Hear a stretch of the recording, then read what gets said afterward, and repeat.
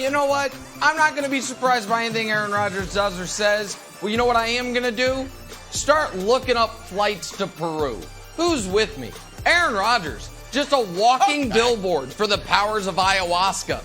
My God, what a changed man. What a kind. That was 90 seconds of impromptu just kindness. I love it. I could use all this. Wild says the be kind sign behind his screen. That's not going to be enough for me. I might need a chemical recalibration in my brain. So, Coach, you're with me on that, I'm sure. In the offseason, take a trip down to Peru and check it out. I'm proud of Aaron there. Good job. Let me make one football point here quickly.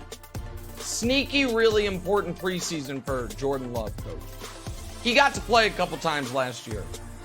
It didn't go great.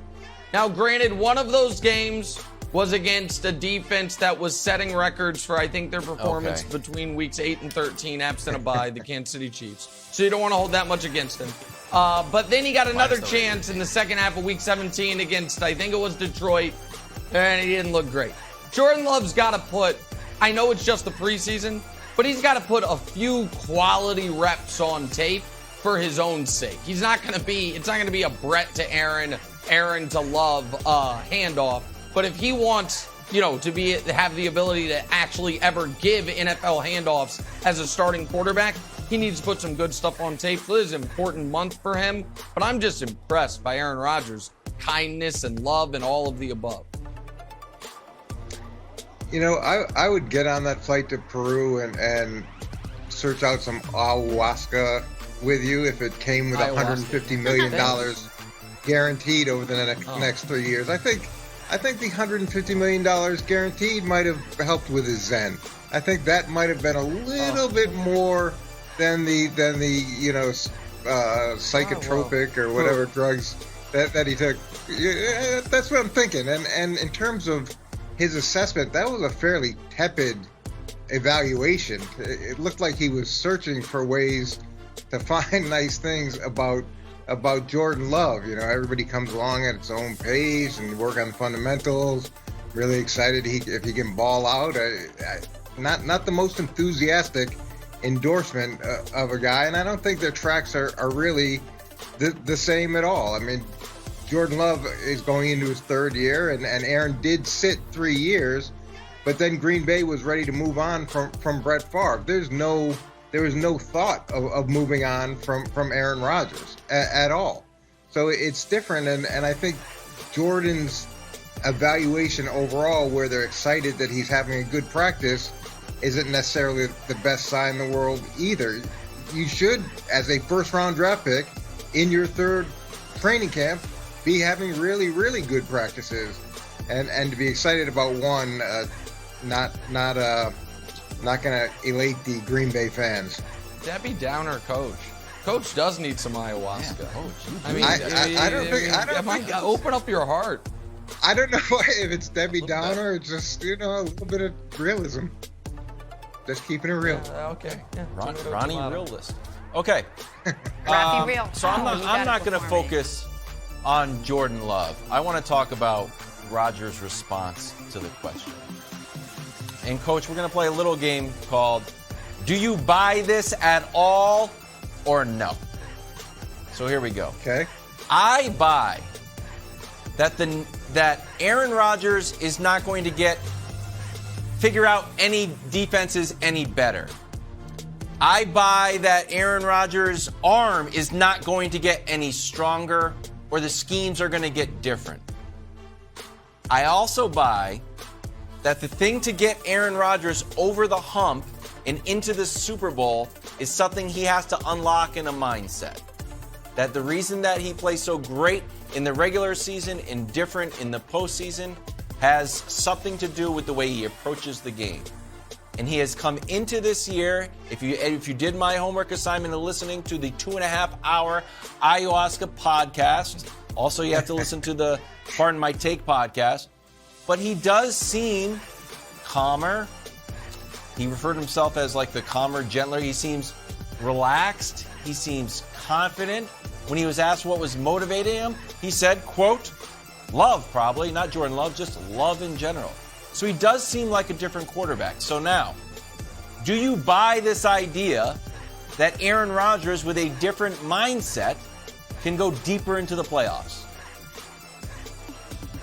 Well, there's not that much deeper that he can go into the playoffs, and I don't know if it's that radically different a mindset. I think his mindset over the past 2 years to win the MVP, that's a pretty good mindset.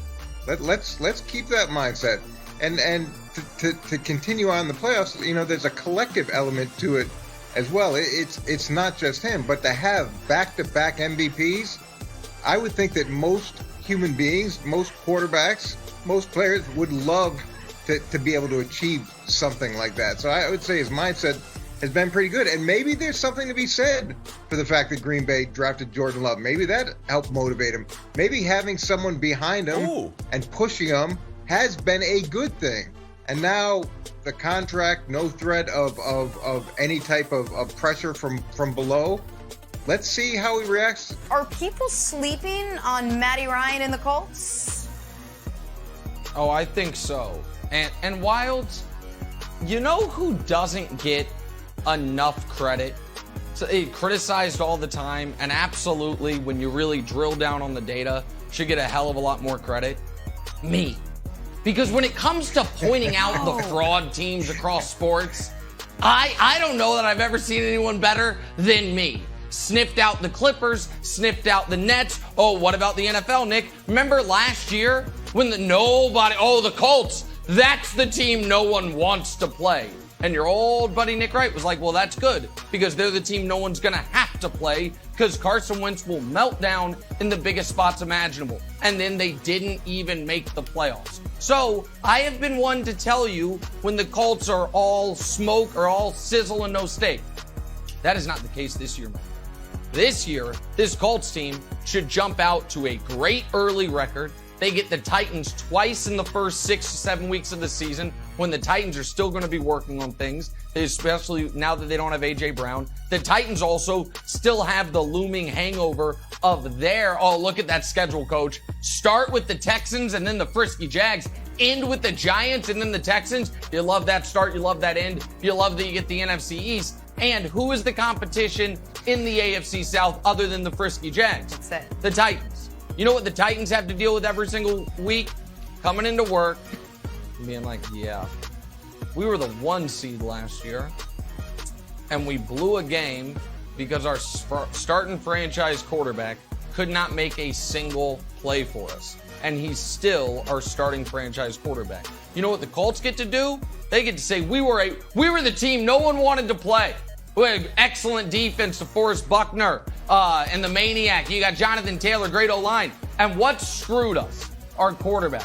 Well, he's gone. Matt Ryan's in. So, yeah, I think the Colts are going to be in. I don't think they're going to win the Super Bowl, but I think they will be, given the schedule, in contention for the 1 seed, coach. Yeah, I think they are a playoff lock and going to be the team this year that so many people pretended they were last year. Wow, okay. So I am a sucker for a good mic'd up segment.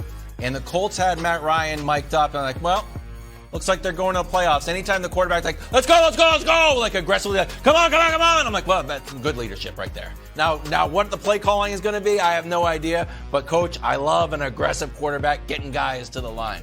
Here's who else I love. Oh, talk about who is right. Talk about who should be drafted in the first round if you want a star running back that you didn't listen to. Be like, no, we like Clyde Edwards-Helaire. Okay, have fun with that, because guess who won the rushing title last year? Oh, Wisconsin's Jonathan Taylor. Dig up the tape. I said that 2 years ago. 1,800 yards, 18 touchdowns. And here's why I think he's going to be better. Obviously, the offensive line is good. 40 catches for 360 yards. Now, the knock when he was coming out of school was, he doesn't catch the ball that much. I think he's gotten better each year. So this is all I'm asking for, Coach. To go from 40 and 360 to maybe 60 catches? Can you get 70 catches? Najee Harris had 74 catches for 460 yards. Fournette had almost 70 catches. Those guys aren't like amazing, those are your peers. You can do that. So Still another great year on the ground, a bunch of touchdowns, and more receptions for Jonathan Taylor. Another rushing title. I'm sorry, Derrick Henry. You had a great run. You're still the king, but your reign is over. New king in town. Go Badgers, Jonathan Taylor.